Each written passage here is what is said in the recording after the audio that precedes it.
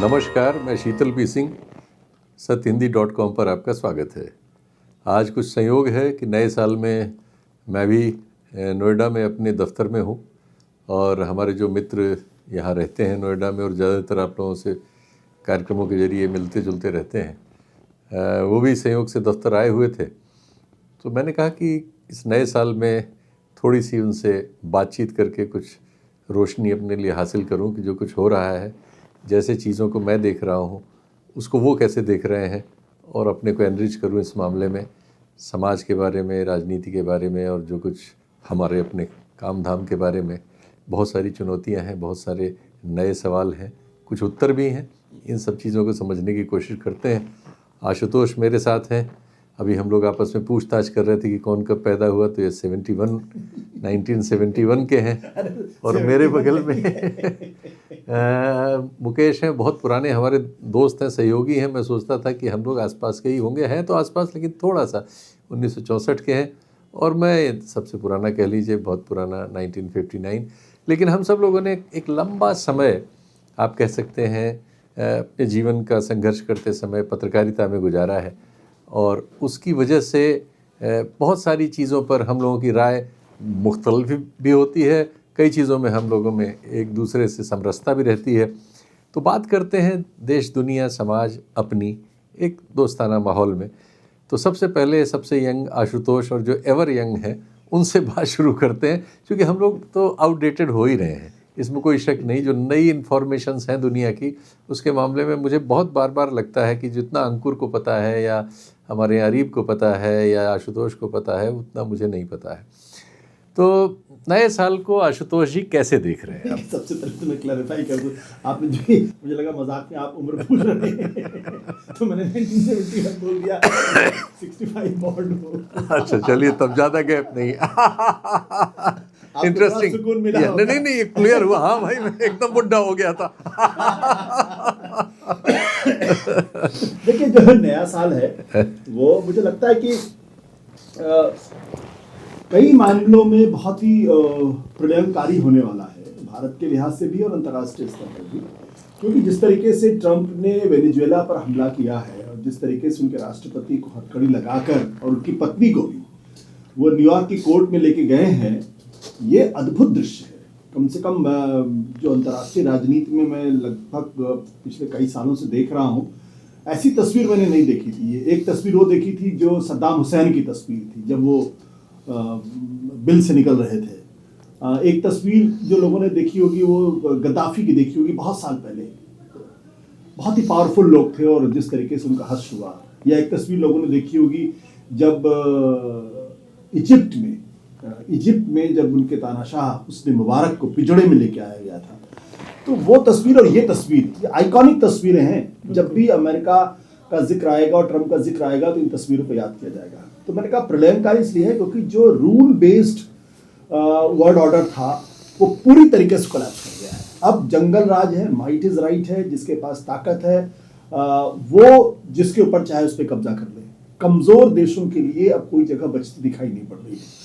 अब एक ऐसा राष्ट्रपति आ गया है जो कह रहा कि मैं कोलंबिया पे कब्जा कर लूंगा, मैं ग्रीनलैंड पे कब्जा कर लूंगा, मैं जो है वो क्यूबा को नहीं छोड़ूंगा, और न जाने किन किन लोगों को। और भारत को तो रोज धमकी दे ही रहे एक तरीके से। वो भी धमकी का अंदाज है कि तुम मुझे खुश करो, नहीं तो देखो मैं बढ़ा दूंगा। तो भारत के लिए सबसे बड़ी चुनौती आज के समय में ये है कि उसका जो तमाम पड़ोस है वो भी पूरी तरीके से काफी डिसरप्टेड है। बांग्लादेश की स्थिति हम देख रहे हैं, नेपाल में भी कोई बहुत अच्छी स्थिति नहीं है, श्रीलंका में भी, और पाकिस्तान तो आप जानते ही हैं, और चीन तो हमारे सिर पे चढ़ा ही हुआ है। तो वैसे में और आर्थिक स्तर पर भी जो डेटा हम अंतर्राष्ट्रीय स्तर पर दे रहे हैं वो भी काफी इस वक्त क्वेश्चनेबल डेटा है। तो एक ऐसे विप्लवकारी अंतर्राष्ट्रीय वर्ल्ड ऑर्डर में भारत के लिए जगह बनाना और भारत में लगातार इन्फिल्ट्रेशन, घुसपैठियों के माध्यम से एक समाज विशेष, धर्म विशेष के लोगों को टारगेट करना, मुझे लगता है कि ये वो तस्वीरें हैं जो डराती हैं कि आखिर एक समाज के तौर पर भारत कैसे आगे बढ़ रहा है और दुनिया किस ओर बढ़ती हुई दिखाई पड़ती है। मुकेश भाई, अमेरिका तो ऐसा देश रहा है जो द्वितीय विश्व युद्ध के बाद जब एक नया वर्ल्ड ऑर्डर दुनिया में, यूएन वगैरह बने, इंस्टीट्यूशंस बने, रूल रेगुलेशन बनाए, अंतर्राष्ट्रीय कानून बने, उनके बहुत सारे सिग्नेटरी बने, लेकिन अमेरिका एक ऐसा देश है जिसने दर्जनों बार इसका उल्लंघन किया, दादागिरी दिखाई, दूसरे देशों में युद्ध छेड़े और संसाधनों पे कब्जे के लिए, असत्ता पलट के लिए CIA का इस्तेमाल किया, और बहुत इन सब पे किताबें और लिटरेचर और सब है। और उसमें उसी क्रम में हम लेटिन अमेरिका में तो लेटिन अमेरिका को तो अपनी कॉलोनी ही समझते रहे हमेशा। वहाँ उनके अभी भी वो ऐसी ही भाषा इस्तेमाल कर रहे हैं कि आप वेस्टर्न हेमिस्फीयर में चीन और रूस आके व्यापार कैसे कर सकते हैं, नहीं। तो ये बातें तो मतलब ये सही है कि ट्रम्प के ज़माने में वो ज़्यादा मैचो ढंग से आप कह सकते हैं चीज़ें सामने आ रही हैं, और खुला, हाँ, उसमें कोई शर्म लाज नहीं है। साफ कह रहे हैं कि उसका तेल अब हम बेचेंगे। तो वो दिख रहा है कि आप तेल लूटने गए हैं वहाँ, नाम आपने लिया कि आप क्या नाम ड्रग्स वगैरह के खिलाफ कार्रवाई कर रहे हैं, लेकिन एक्चुअली आप तेल लूटने गए थे और आपने उसमें कोई पर्दा नहीं किया, कह दिया कि हम तेल लूटने आए हैं, तेल लूटेंगे। तो इस परिस्थिति को आप कैसे देख रहे हो? देखिए, जो आशुतोष जी ने कहा कि एक पूरा वर्ल्ड ऑर्डर कोलैप्स कर रहा है। हम लोग अभी पिछले साल भर पहले तक ये समझ रहे थे कि नया वर्ल्ड ऑर्डर इमर्ज कर रहा है, जिसमें मल्टीपोलर वर्ल्ड ऑर्डर होगा, जिसमें चीन भी होगा, रूस भी होगा, ब्रिक्स के देश भी अपना एक पोल बना रहे हैं, भारत का भी सेव होगा। लेकिन जैसे ही ट्रंप ने अमेरिका की बागडोर संभाली, उसने कहा भाड़ में गया UN, भाड़ में गया नाटो तक को भाड़ में झोंक रहे हैं, और तमाम जो अंतर्राष्ट्रीय संगठन हैं उनके लिए उनके मन में कोई आदर नहीं है। वो सारे संगठनों को दरकिनार कर रहे हैं और मेक अमेरिका फर्स्ट अगेन का नारा उन्होंने दिया है। ग्रेट अगेन, और ग्रेट मेक ग्रेट कोई बात। तो वो उस नारे के तहत उनकी जो समझ है, और उनकी समझ क्या है, एक कारोबारी वाली समझ है, लूटो, किसी भी तरह से कहीं भी जो भी मिल सकता है वो खींच के ले आओ, ये उनका आइडिया है। और इसके लिए वो किसी को माफ छूट नहीं दे रहे हैं। ऐसी सूरत में जो यूरोप के बड़े देश हैं वो भी रजिस्ट नहीं कर पा रहे, वो भी उनके सामने झुके जा रहे हैं मजबूरन। अभी ग्रीनलैंड पर उन्होंने चिट्ठी एक दी है, 8-10 लोगों ने साइन करके। बिल्कुल, लेकिन वो ऐसा लगता है कि दिखावटी है। मान लीजिए कल को कब्जा कर ले तो क्या ये देश वहां लड़ने जाएंगे अमेरिका से? इतनी हिम्मत तो नहीं। और वहां के जो मिलर हैं, जो इनके खास सलाहकार स्टीफन मिलर, उन्होंने तो कह दिया है कि अगर युद्ध होता है तो कोई हमसे युद्ध करने नहीं आएगा। तो एक तो ये कि पूरा वर्ल्ड ऑर्डर कोलैप्स कर रहा है, जिसमें दुनिया में कोई लीडरशिप नहीं है, ना कंट्री के लेवल पे और ना कोई एक ऐसी, मतलब आप कुछ ऐसी परिस्थिति बता रहे हैं कि जैसा पहले और दूसरे विश्व युद्ध में दुनिया के मतलब दुनिया के भूगोल को बांटने की लड़ाइयाँ लोग लड़े। पहले तो यूरोप ही उस तरह से था, अमेरिका द्वितीय विश्व युद्ध के बाद इस तरह से उभर के बड़ा हो गया, और फिर तब से लगातार वही बड़ा है। तो अब फिर से एक बार दुनिया के संसाधनों की, दुनिया के भूगोल को बांटने की लड़ाई छिड़ सकती है? मुझे इस लड़ाई का तो ज़्यादा अंदेशा नहीं है, लेकिन अमेरिका अपनी चलाने की कोशिश जरूर कर रहा है, और ये कितना चल पाएगा इसको लेकर भी मैं बहुत चल पाए वाली बात पे मैं थोड़ा आशुतोष से पूछता हूँ, क्योंकि आपने अपना जो JNU में पढ़ाई लिखाई की है उसमें आपने सोवियत यूनियन के बारे में बहुत ध्यान से सब कुछ पढ़ा है, और आपकी चूँकि पढ़ने लिखने में रुचि रहती है तो आपने चीन को भी, देंग शियाओपिंग वगैरह को बहुत ठीक से पढ़ा लिखा है। आपसे ही मैंने वो पुस्तक भी ली थी, देंग शियाओपिंग वाली। तो ये जो परिस्थिति बनाने की कोशिश ट्रंप कर रहे हैं, इसमें उनकी सफलता के परसेंटेज आप कितना देख सकते हैं, और क्या ये अनचैलेंज्ड चला जाएगा? देखिए, ये सफल तो नहीं होगा। हालांकि आज जब मैं ये बोल रहा हूँ तो हो सकता है लोगों को लगे कि ये बड़ी आप बिना चीज़ों को समझे हुए कह रहे हैं। ये सफल तो नहीं होगा, क्योंकि अगर ये सफल हो गया तो आप मान के चलिए कि फिर तीसरा विश्व युद्ध बिल्कुल आपके मुहाने पे खड़ा हुआ है। क्योंकि जो द्वितीय विश्व युद्ध में जिसमें तकरीबन 7 करोड़ लोगों की जान गई थी, या प्रथम विश्व युद्ध और द्वितीय विश्व युद्ध जो हुए थे, उसका एक बड़ा कारण था क्योंकि दुनिया में कोई नियम कानून था ही नहीं। सब अपने अपने हिसाब से चल रहे थे। जर्मनी अपने हिसाब से चला था, ऑस्ट्रिया अपने हिसाब से चला था, हिटलर अपने हिसाब से चला था, और सब जब नियम कानून का भता बता देते हैं तो जंगल राज हो जाता है, माइट इज राइट का कॉन्सेप्ट होता है। तो सेकेंड वर्ल्ड वॉर का जो सबसे बड़ा सबक ये था कि दुनिया को कानून के हिसाब से चलना चाहिए। ठीक। तो दुनिया को अगर कानून के हिसाब से नहीं चलेगा तो फिर हम आदिम युग में पहुंच जाएंगे। और अगर ट्रंप ये सोचते हैं, अमेरिका ये सोचता है कि इस तरीके से मिलिटरीली वो किसी को कब्जा कर लेंगे या वहां का ऑयल को अगर आप ले लेंगे और फिर हम दुनिया पे राज कर लेंगे, वो संभव है ही नहीं आज के जमाने में। क्योंकि आज जो अमेरिका की सबसे बड़ी ताकत थी, वो एक तो डेमोक्रेसी उनकी सबसे बड़ी ताकत थी, दूसरी सबसे बड़ी ताकत ये थी कि साइंस एंड टेक्नोलॉजी में जो ओरिजिनल रिसर्च वो करते थे। आप पिछले 50 साल का कोई भी उदाहरण उठा के देख लीजिए, सब कुछ अमेरिका में आया है। मतलब आपके घर के अंदर कम से कम 10 ऐसे ब्रांड मिल जाएंगे जो अमेरिका के हैं, चाहे कोको कोला हो, चाहे आपका फोन हो, आईफोन हो, चाहे कुछ भी हो। और जिस तरीके से वो यूनिवर्सिटीज को कोलैप्स कर रहे हैं, जिस तरीके से रिसर्च एंड डेवलपमेंट टेक्नोलॉजी पे काम नहीं हो रहा है, लोगों को बाहर भगा रहे हैं, तो उससे अमेरिका नीचे ही जाएगा, आगे नहीं जाएगा। आज मैं ये बात कह रहा हूँ, लोगों को हो सकता है। और मुझे लगता है कि चीन इस वक्त बहुत शांति के साथ इंतजार करेगा। चीन का जो अपना वॉर थियरी है, वो ये कहते हैं कि युद्ध शुरू होने के पहले युद्ध जीत लेना चाहिए हमें। अब जैसे उसने अमेरिका को झुका दिया, क्यों? क्योंकि उसके पास रेयर अर्थ मेटल है। अब रेयर अर्थ मेटल है तो वो 90% उस पर कब्जा है एक तरीके से, अगर आप देखें। फिर निविडिया जैसे कंपनी जो है वो कह रही कि भाई हमको जो एआई का चिप चाहिए, हम बिना अगर चाइना को नहीं बेचेंगे तो हमारा धंधे चौपट हो जाएगा। तो चाइनीज बहुत शांति से बैठे हुए हैं, चाइनीज इंतजार कर रहे हैं कि कैसे अमेरिका धीरे धीरे धीरे धीरे कमजोर हो। और चाइना का अगर आप उदाहरण देखें तो 1962-67 जब वियतनाम के साथ युद्ध के बाद उनका युद्ध का कोई इतिहास है नहीं, कभी युद्ध लड़ते नहीं। तो आज की तारीख में उनकी इकोनॉमी उस स्थिति में पहुंच ना युद्ध लड़ते हैं, ना कोई सैनिक अड्डा कहीं बनाया है। उस पर कोई खर्च नहीं है। जब और ये बहुत बड़ा खर्च है। ये जो वेनेजुएला वाला जो कांड है, इसके दो बड़े बड़े कारण। एक तो ये कि इनको लगता है कि ऑयल हमको 7-8 साल हमको हमारे पास अभी कम से कम होना चाहिए, तब तक हम जो ये जो क्या कहते हैं जो एनर्जी का जो नए रिन्यूएबल एनर्जी जब तक उसको रिप्लेस करेगी। दूसरा सबसे बड़ा कारण ये है कि वेनेजुएला में बहुत बड़े पैमाने पर चाइनीज ने इन्वेस्टमेंट किया था, बहुत बड़े पैमाने पूरे लैटिन अमेरिका में सब 40-60% के आसपास उनका जो था वो वहां पर उन्होंने इन्वेस्टमेंट किया था और पूरे लैटिन अमेरिका में घुस रहा था। देखिए, इस वेनेजुएला की घटना के बाद से चाइनीज इंटरेस्ट को धक्का लगा है, लेकिन चाइना बिल्कुल चुपचाप बैठा हुआ। तो एक बात आप मानिए, आज की तारीख में ट्रम्प से जरूर डर लगता है, लेकिन ये अमेरिका के डाउनफॉल की एक बड़ी शुरुआत होगी। और चाइना ने अगर अपने आप को बहुत मैच्योर तरीके से काम किया तो वो दुनिया का नंबर 1 पावर अगले 10-12 सालों में इमर्ज कर सकता है, प्रोवाइडेड कि ट्रंप की जो हरकतें हैं उस पर वहां के इंस्टीट्यूशंस कब्जा करें, उन पर मतलब उनको रोके, कब्जा नहीं रोके। चलिए भारत लौटते हैं।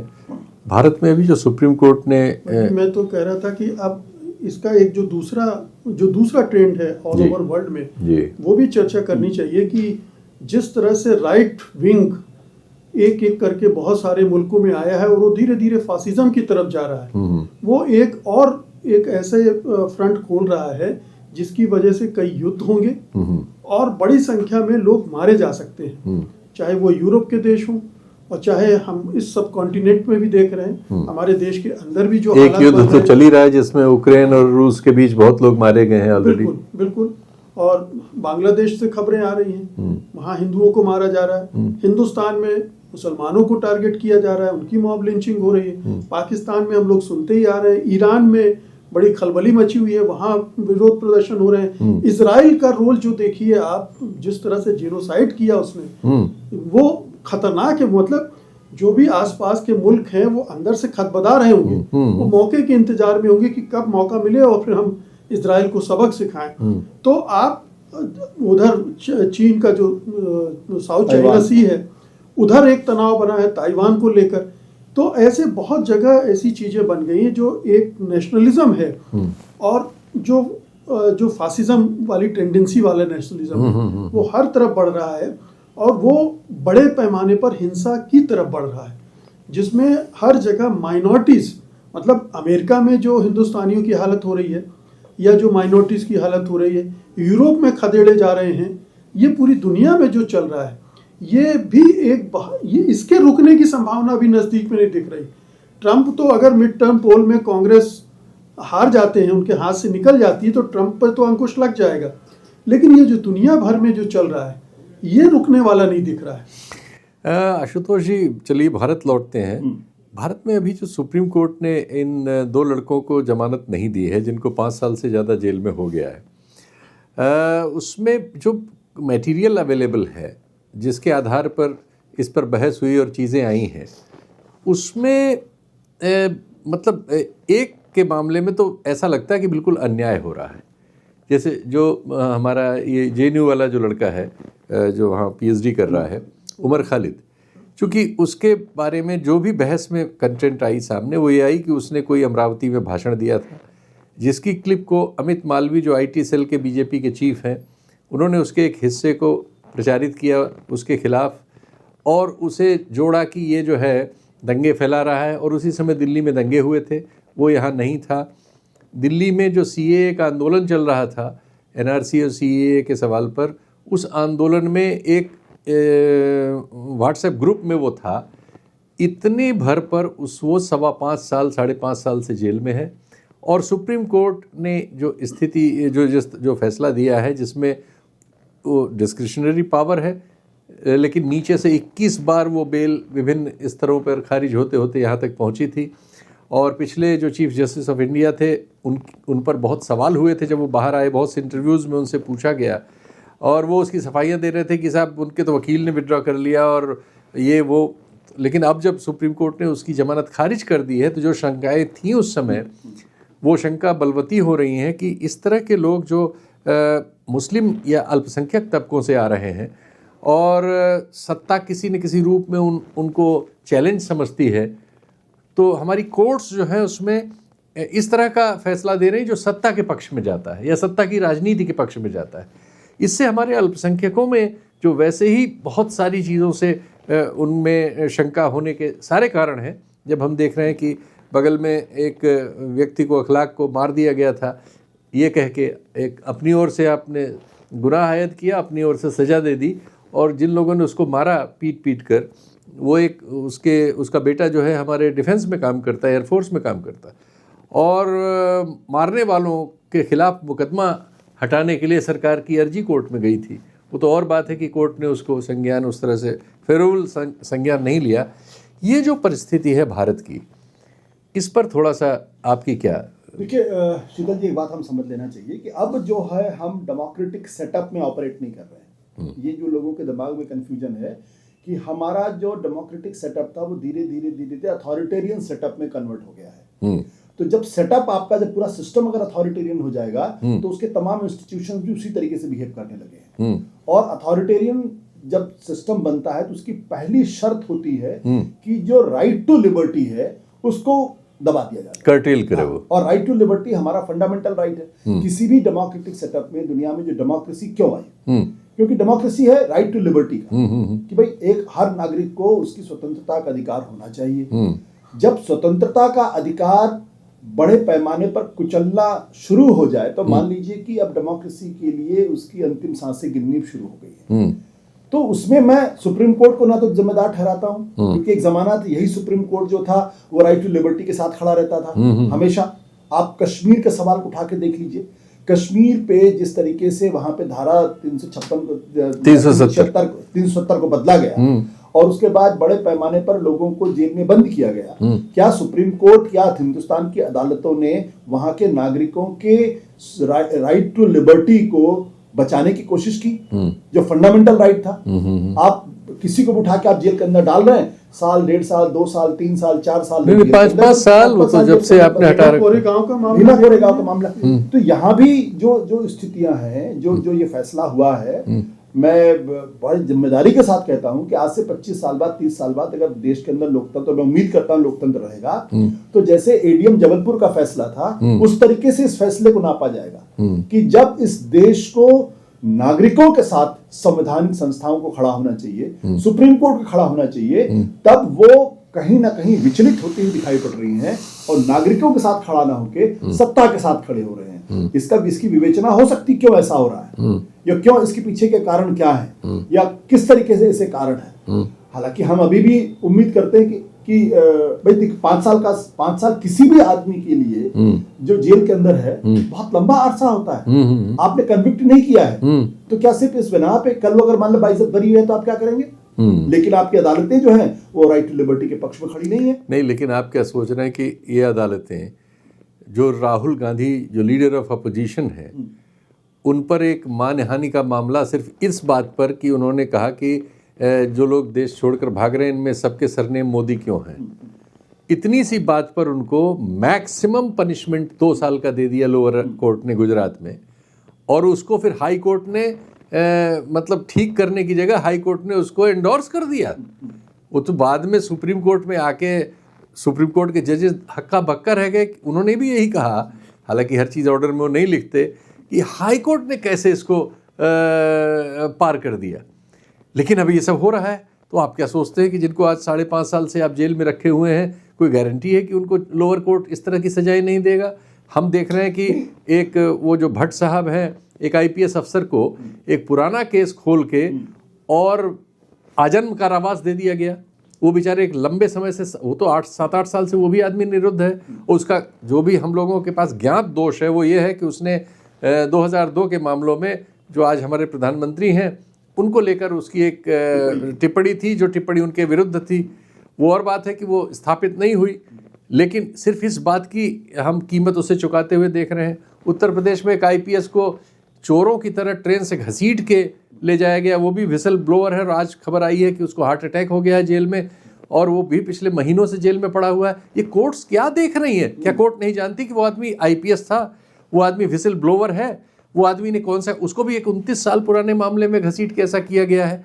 तो क्या हम इसको एक हिंदुत्ववादी एजेंडे के कॉन्टेक्स्ट में भी देखें? ऑब्वियसली हम देख रहे हैं कास्ट का जो डोमिनेंस है वो इंतजार कर रहा था इस मौके का, और वो चूंकि सारे संस्थानों में बैठा हुआ है जो जिसको मनुवाद कहते हैं, और वो एजेंडा हिंदुत्व का एजेंडा उसी का एजेंडा है बिल्कुल। और वो इस अपॉर्चुनिटी का इस्तेमाल कर रहा है कि किसी भी तरह का विरोध हो कहीं से, और उसके अंदर मुसलमानों के प्रति, अल्पसंख्यकों के प्रति, गरीबों के प्रति, आदिवासियों के प्रति, दलितों के प्रति जबरदस्त हिंसा और नफरत भरी हुई, वो पिछड़ों के प्रति भी। बिल्कुल, मान लो पिछड़ों में कम से कम यादवों के मामले में वो ऐसा बिल्कुल कट्टर नजर आते हैं। बिल्कुल। तो ये जो पूरा जो हम देख रहे हैं ये वही सब निकल कर आ रहा है, और हर जगह आपको, चाहे वो आप किसी भी इंस्टीट्यूशन को ले लें, इलेक्शन कमीशन को ले लें, किस तरह से बिहेव कर रहा है, पूरी हमारी चुनाव की प्रक्रिया ही हाईजैक कर ली गई है। मतलब आज कोई यकीन के साथ नहीं कह सकता है कि निष्पक्ष चुनाव होंगे और उसमें कोई विपक्षी दल चुनाव इस तरह के अन्यायी माहौल में अगर ये कंटिन्यू करता है तो आप इस देश को अराजकता की ओर बढ़ते नहीं देख रहे हैं? देखिए, अब इसमें आगे क्या हो सकता है कहना थोड़ा सा मुश्किल काम है, लेकिन मैं एक बात जरूर जानता हूं कि ये जो मैंने कहा ना अथॉरिटेरियन सिस्टम इसलिए क्योंकि एक दुनिया में कहीं भी जहां भी विचारधारा का कि सरकार सत्ता में और वेल स्ट्रक्चर्ड आइडियोलॉजी के बारे में बात कर रहा हूं मैं, वो नहीं जो वेल स्ट्रक्चर्ड आइडियोलॉजी जहां कहीं भी आई है, वो सिस्टम अपने आप में अथॉरिटेरियन हो गया है। उसमें 3 तरीके के लोग होते हैं। एक वो लोग होते हैं जो विचारधारा से पूरी तरीके से कन्विंस्ड होते हैं, उनको लगता है यही होना चाहिए, ये ऐसे लोग होते हैं। दूसरे वो लोग होते हैं जो उस विचारधारा से कन्विंस नहीं होते हैं लेकिन उसकी तरफ टेम्पटेड होते हैं। क्या कह तो बात सही रहा लेकिन थोड़े कंफ्यूजन में रहते हैं, लेकिन फिर भी मोरल। तीसरे वो लोग होते हैं जो अपॉर्चुनिस्ट होते हैं कि उनको लगता है यार अगर नहीं करेंगे तो फिर हमारा तो हम कहाँ जाएंगे। अब ये तीनों लोगों में से मेरा मानना यह है कि ये असर आपको जुडिशरी में भी दिखाई पड़ेगा। आज भी जुडिशरी के अंदर ऐसे बहुत सारे ईमानदार लोग हैं जो वाकई में अच्छे फैसले कर रहे हैं। अभी देखिए अखलाक के मामले में एक लोअर कोर्ट के जज ने कहा कि साहस दिखाया, नो डाउट, और हम इसको रेगुलर करेंगे, और अगर ये अपराध नहीं तो फिर अपराध क्या है, उन्होंने फैसला दिया। या इसी तरीके सुप्रीम कोर्ट में बहुत सारे ऐसे जजेस हैं, राहुल गांधी के मामले में उन्होंने फैसला किया है। तो हमें यह समझना पड़ेगा कि ये जो सिस्टम अब बन गया है, अब इस सिस्टम से रास्ता क्या निकलता है। मैं कहीं इस बात को कहता हूँ, यदा यदा ही धर्म से ग्लानिर्भवति भारते अभ्युत्थानम अधर्म तदात्मानां सृजाम्यहम्। फिर वो कहते हैं ना कि परित्राणाय साधूनां विनाशाय च दुष्कृताम् और धर्म संस्थापनार्थ संभवानि युगे युगे। क्या दुनिया एक कल्ट का इंतजार कर रही है, किसी महामानव का इंतजार कर रही है कि वो आएगा और इस दुनिया को एक नया रास्ता देगा, कोई नया नेता आएगा? क्योंकि जो स्थितियां, जो प्रवृत्तियां अंतर्राष्ट्रीय स्तर पर हैं, वो निश्चित तौर पर एक ऐसे अराजकता की तरफ लेके जा रही हैं जहां से मानव सभ्यता के विनाश के अलावा दूसरा कोई रास्ता दिखाई ही नहीं पड़ता है, बिल्कुल स्पष्ट तौर पे। अगर आप चलिए टेक्नोलॉजी के बारे में बात नहीं करते, AI के बारे में बात नहीं करते हैं, लेकिन अब जो ट्रंप ने जो किया है उससे एक चीज बिल्कुल होने वाली है, आर्मामेंट कि रेस बढ़ने वाली दुनिया के लिए। हर आदमी कहेगा यार पता नहीं कल मेरे पर, अब पहले तो नाटो था, लोगों का आश्वस्त था कि अगर मेरे पर हमला होगा तो सब लोग मिलकर हमारा बचाव करेंगे। अब कहेगा हर आदमी को अपना अपना बचाव करना है, तो दुनिया में शस्त्रों की एक बड़ी रेस शुरू हो जाएगी। और जब जब शस्त्रों की रेस शुरू हुई है तब तक विनाश हुआ है। तो इसलिए मैं कहता हूं कि इस वक्त दुनिया एक बहुत बड़े जिसे कहते हैं ना चिंगारी का सिर्फ इंतजार कर रही है। वो कहां कौन सा स्वरूप लेगा और कैसे फटेगा कोई नहीं जानता। आशुतोष की इसी बात पर, जिसमें बहुत आशा नहीं है, निराशा बहुत है, गुस्सा बहुत है, खीज बहुत है, अस्पष्टता बहुत है और ख़तरा बहुत है, इस बातचीत को मैं रोकता हूँ। उम्मीद करता हूँ कि ये जैसा हम लोग सोच रहे हैं इससे बेहतर हो और आने वाला समय आप लोगों के लिए और बेहतर हो। बहुत बहुत धन्यवाद। नमस्कार।